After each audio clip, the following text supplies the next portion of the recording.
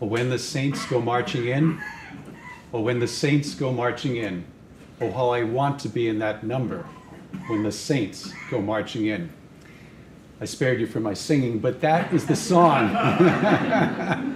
That is the song that we would sing every day in a big cafeteria at one of the meals served to campers and counselors at a camp called EC Week in Camp Fatima in New Hampshire. The EC abbreviation stands for Exceptional Citizens, people who have Down syndrome, muscular dystrophy, and so many other challenges that they face every day. And yet these young and middle-aged campers found such joy that was contagious in wanting to be a saint who would one day march into heaven. My brothers and sisters, today we celebrate, we give thanks, and we pray for all who are now in heaven, the saints. The well-known, from the St. Peter's and St. Teresa's, all the way to St. John Paul II and St. Mother Teresa. And of course, Holy Cross own St. Andre Bessette.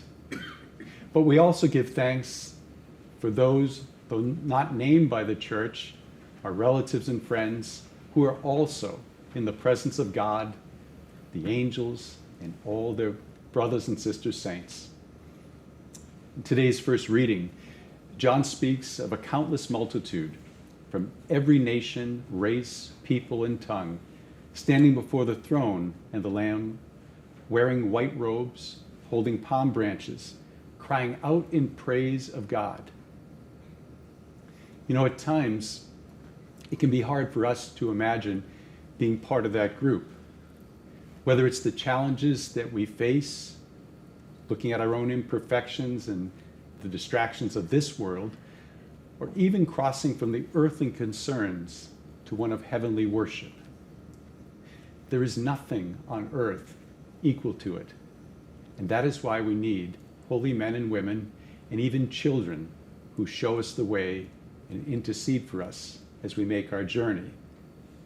It is why we need the Mass that we celebrate right now that brings together both heaven and earth. It's why we need the sacraments for our journey to heaven. The saints have lived human lives like us, and yet they have developed the virtues and the holiness of life that Jesus points to in the Gospel from Matthew. These people have, each in their own way, been poor in spirit. They've mourned, they've been meek and merciful, and they have hungered and thirst for righteousness. They've sought a purity of heart. They have been peacemakers, and even suffered persecution for the sake of righteousness. Like each of them, we are called by God. We are called to live exceptional lives of virtue and holiness, beginning in our families. We're called to instill that zealous desire of those campers from EC Week to one day make it to heaven.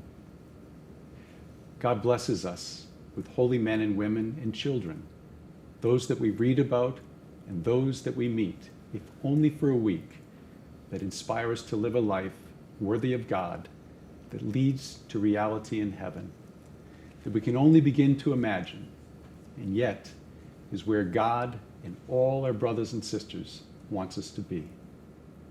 May God bless you and your families this holy day as we give thanks for the saints, for their example and their constant intercession in prayer for each one of us.